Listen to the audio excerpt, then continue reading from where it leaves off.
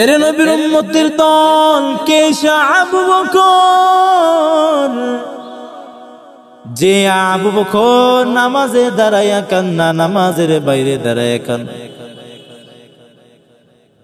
আমার নবী ডাক দিয়া কইরে, আবু বকর তুমি কেন নামাজে কান্না করো?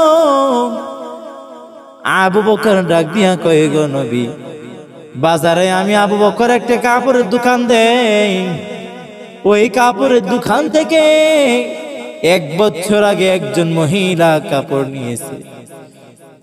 1 বছর পরে আয়েশা বলে, রে আবু বকর তোমার কাপড় আমি কাছে পছন্দ হয় নাই, আমার কাছে পছন্দ হয় নাই, তোমার কাপড় তুমি ফেরত নাও, আমার টাকা আমাকে ফেরত দাও।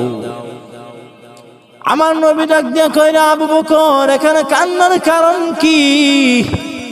মহিলার কাছে তোমার কাপড় পছন্দ হয় নাই, তোমাকে ফেরত দিছে, তার টাকা নিয়েছে, কান্নার কারণ কি? আবু বকর ডাক দিয়া কয়, গো নবী, আল্লাহ তো আমাকে জান্নাতের টিকিট দিয়েছেন, ওই ময়দান যেদিন কায়েম হবে, আল্লাহ যদি ডাক দিয়া কইরে, আবু বকর তোমার আমল আমি আল্লাহর কাছে পছন্দ হই নাই, আমি আল্লাহর জান্নাতের টিকিটটা দিয়ে দাও, তোমার জান্নাতের যাওয়া লাগবে না, আমি আল্লাহর জান্নাত টিকিট দিয়ে দাও, তোমার আমল তুমি নিয়ে নাও।